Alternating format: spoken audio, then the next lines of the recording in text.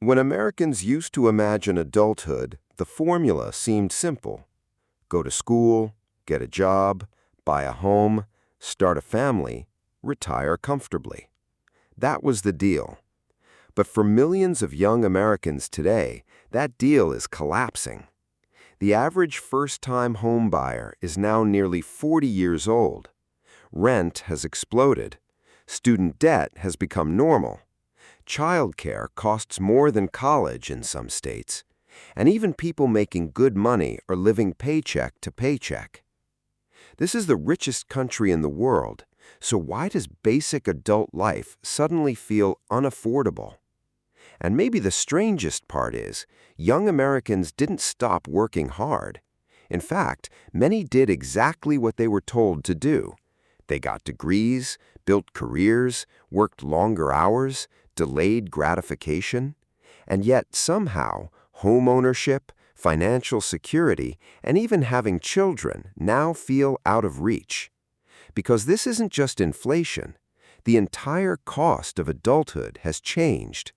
And for the first time in generations, millions of Americans are starting to wonder whether the American dream was quietly replaced by something else entirely: permanent financial survival. This is why adulthood became so expensive. The disappearing American dream. For decades, the American dream was built around a simple assumption that every generation would live better than the one before it. Your parents struggled, so you could struggle less. They bought a small house, so maybe you could buy a bigger one. They worked stable jobs, so you could have more freedom, more comfort, more opportunity. That belief became deeply embedded into American culture, not just economically, but psychologically. Because adulthood in America was never only about survival. It was about progress, about building a life. And for a long time, that system appeared to work. A single middle-class income could often support an entire family. Starter homes were affordable. College tuition was manageable. Rent didn't consume half your paycheck, and retirement still felt possible. But over the last 2 decades, something started to break. Quietly at first, then all at once. Today, millions of younger Americans feel like they are running harder than ever while moving nowhere. And what makes this especially frustrating is that statistically, many millennials are actually wealthier than before. Between 2019 and 2024, millennial net worth in America exploded from around $4 trillion to nearly $16 trillion. On paper, that sounds incredible. But then you look at another statistic. More than half of millennials still report living paycheck to paycheck. That contradiction explains almost everything about the modern economy. People are technically wealthier, but they don't feel wealthier. Economists sometimes call this phantom wealth because much of that wealth exists inside assets that people cannot comfortably use. For example, if your home value doubled, your net worth technically increased. But unless you sell the house, your daily life may not improve at all. In fact, it may get harder. Your property taxes rise, insurance rises, maintenance rises. And if everyone else's home prices also doubled, upgrading becomes nearly impossible. The same thing happened with stocks. During the pandemic years, markets surged. People opened retirement accounts, investments climbed rapidly, homeowners saw equity explode. But at the exact same time, rent increased, groceries increased, car insurance increased, healthcare increased, and interest rates exploded. So while people became wealthier on paper, their actual monthly lives became more expensive. And this is where the generational frustration really begins. Because older Americans often compare salaries, younger Americans compare costs. A young worker today may technically earn far more money than their parents did at the same age, but the price of entering adulthood has increased even faster. Especially in the areas that matter most: housing, education, healthcare, childcare, the foundations of adult life. And because of that, traditional life milestones keep getting delayed. People move out later, get married later, buy homes later, have children later, or never at all. In the 1980s, the average first-time home buyer was around 29 years old. Today, it has climbed to nearly 38. That is not a small shift. That is nearly an extra decade of financial delay before entering stable ownership. And that delay changes everything downstream. Because if someone buys their first home at 38 instead of 28, they may still be paying off a mortgage into retirement, which means less financial security later in life. At the same time, younger Americans are also carrying financial burdens previous generations largely avoided. Student loans became normal. Car payments became enormous. Credit card debt exploded. In 1985, total consumer debt in America was under $600 billion. Today, it's measured in trillions. And unlike previous generations, modern workers are increasingly expected to personally manage risks that society once absorbed collectively. Retirement savings? That's your responsibility now. Healthcare costs? Also yours. Emergency savings? Your problem. The result is an economy where even relatively successful people often feel financially fragile. You can see it everywhere. People with college degrees sharing apartments into their 30s. Couples delaying children because daycare costs rival rent. Professionals making good salaries but still unable to afford homes near where they work. And this is why so many young Americans feel disconnected from the version of adulthood they were promised, because the old formula no longer works the same way. Working hard still matters. Education still matters. Discipline still matters. But those things alone no longer guarantee stability. And that realization is psychologically devastating, especially for people who followed every rule. People who were told, go to college, get the degree, build the career, be responsible with money, only to discover that even doing everything correctly may still not be enough. This is why debates about lazy millennials or avocado toast spending became so controversial, because for many Americans, the issue clearly isn't luxury spending, it's structural cost. You can absolutely find young people making irresponsible financial choices, but you can also find financially disciplined people making $80,000 a year, drowning. That's the part older generations often struggle to fully see. In previous decades, income was often used to build wealth. Today, income is increasingly used just to maintain survival. And as that pressure grows, something deeper starts to disappear alongside affordability: optimism.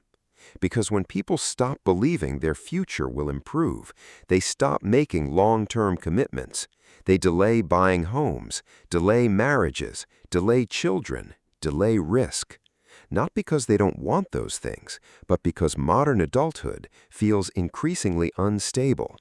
And nowhere is that instability more visible than in the American housing market. Why starter homes disappeared. For most of the 20th century, buying a first home was considered a normal part of adulthood in America. Not a luxury, not a miracle, just a realistic next step. And the housing market was built around that idea.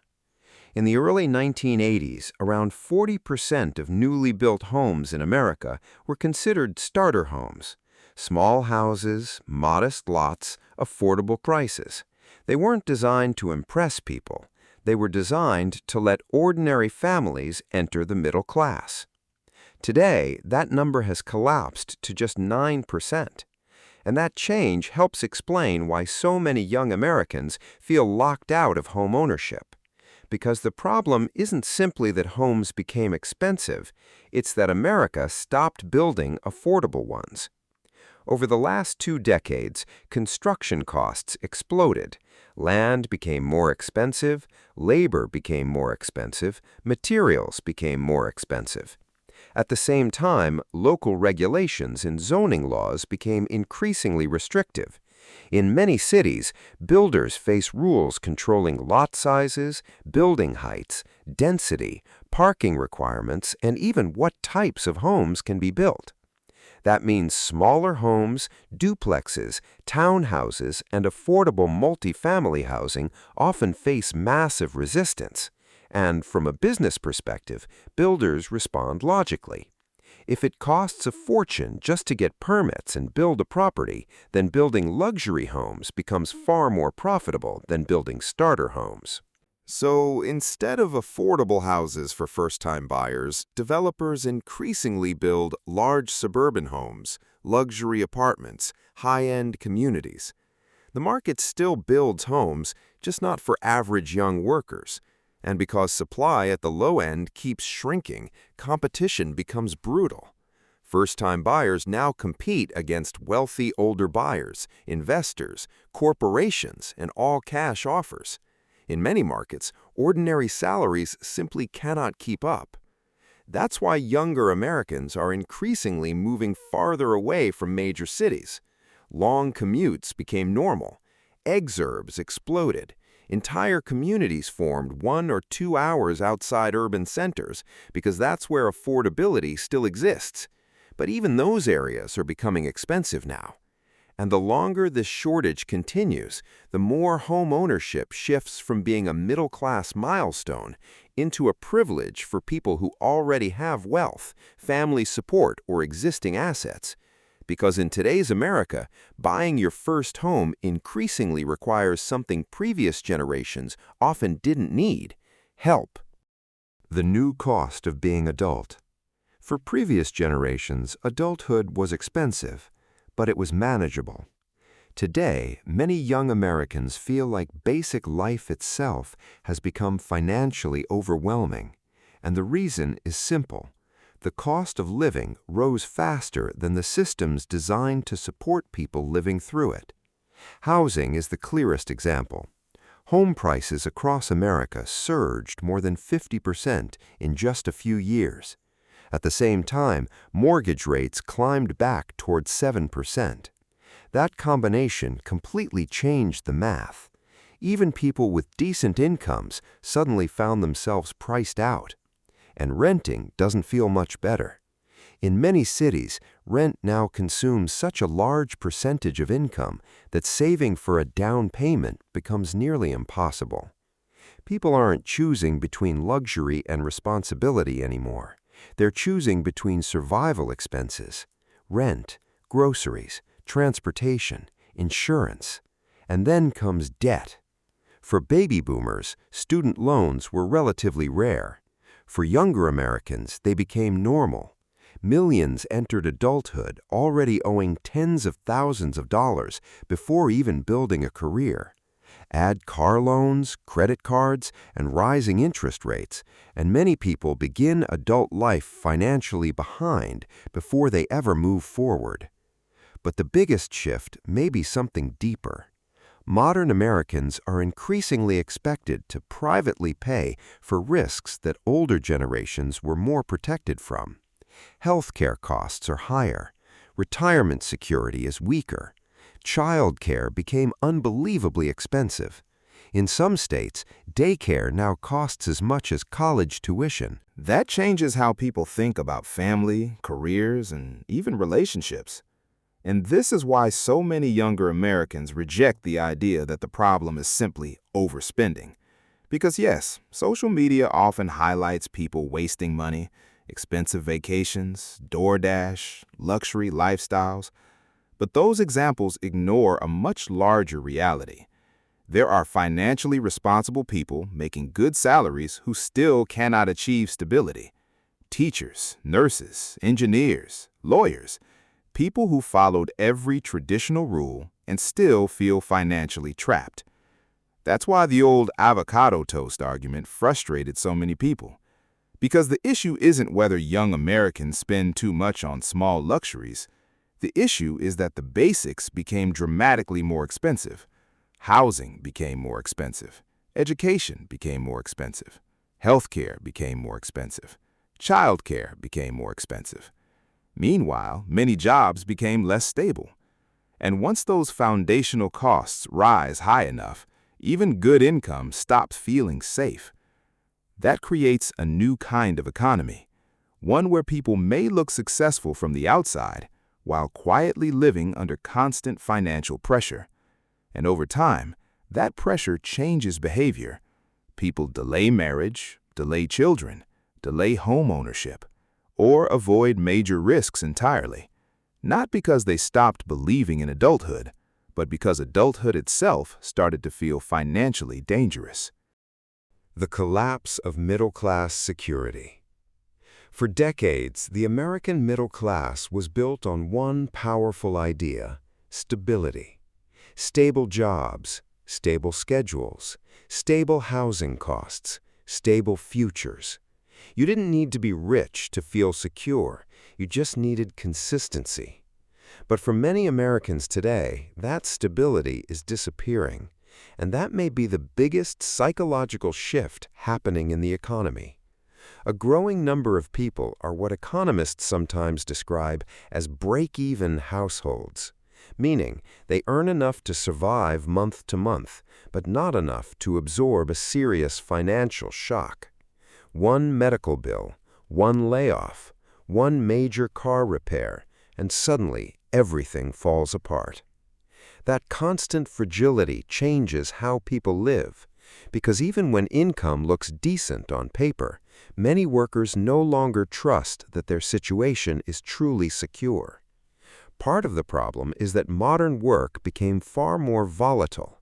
Millions of Americans now rely on hourly work, gig jobs, inconsistent schedules, contract employment.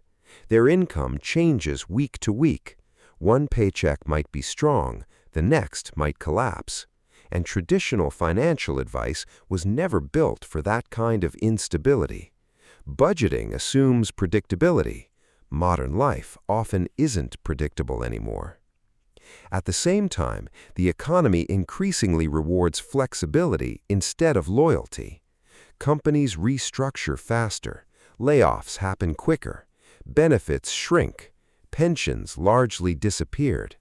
Workers are expected to constantly adapt, to reskill, upskill, switch industries, move cities, stay competitive forever.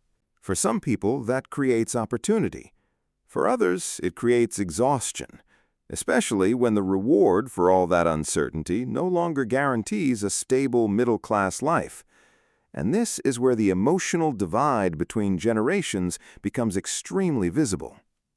Older Americans often remember an economy where long-term planning felt realistic. You could imagine your future, buy a house, raise children, retire one day. But many younger Americans feel trapped inside short-term survival thinking. Can I cover rent next year? Will my job still exist? Can I survive another price increase? That constant uncertainty slowly destroys confidence, and when confidence disappears, so does long-term decision-making. People avoid commitment, avoid risk, avoid starting families, because financially, one mistake can feel catastrophic.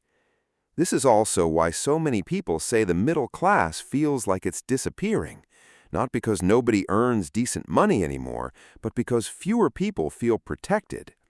In the old economy, a middle-class life meant breathing room.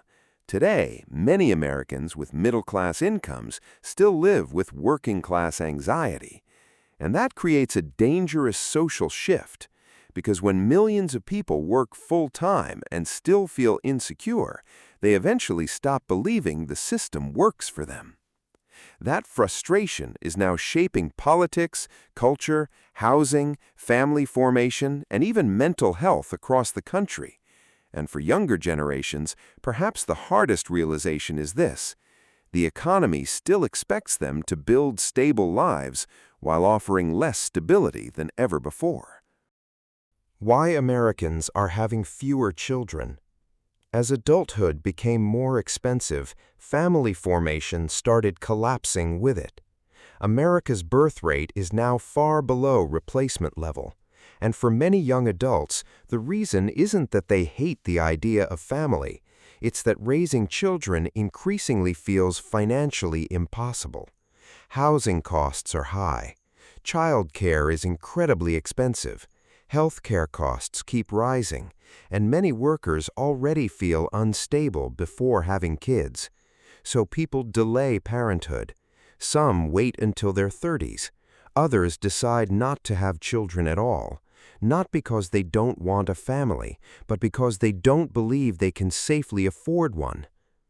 Governments have tried responding with tax credits, baby bonuses, fertility support, child care proposals, but experts say one-time financial incentives rarely solve the deeper issue, because having a child isn't a one-year expense, it's a decades-long commitment. And many young Americans no longer trust the economy enough to make that commitment confidently. In the end, the birth rate crisis is really a stability crisis. People are not rejecting children. They are rejecting the financial risk attached to modern parenthood. What happens next? If these trends continue, America may look very different in the future. People will likely live with roommates longer. Families may combine households across generations. Homeownership could increasingly become something inherited instead of earned. At the same time, America's population is aging. Fewer young workers will be supporting more retirees. That creates pressure on programs like Social Security and healthcare systems. And underneath all of this, the definition of the American dream is quietly changing. For previous generations, success meant a house, financial comfort, upward mobility. For many younger Americans today, success simply means stability, a stable job, affordable housing, enough savings to survive an emergency, the ability to breathe financially. Because in modern America, adulthood no longer feels guaranteed, it feels negotiated. And for millions of people, growing up is no longer just a personal milestone, it's an economic challenge. If this story reflects your reality, you're not alone. The cost of adulthood isn't just rising, it's reshaping how an entire generation lives, plans, and makes decisions. So here's the question. Is this a temporary cycle or the new normal of the American dream? Let me know your thoughts in the comments, especially if you're experiencing this firsthand.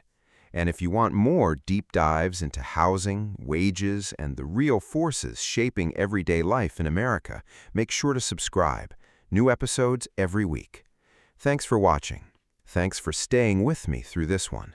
These are not easy topics, but they matter because they affect how people live, not just how economies perform on paper. I appreciate you taking the time to watch, and I'll see you in the next one.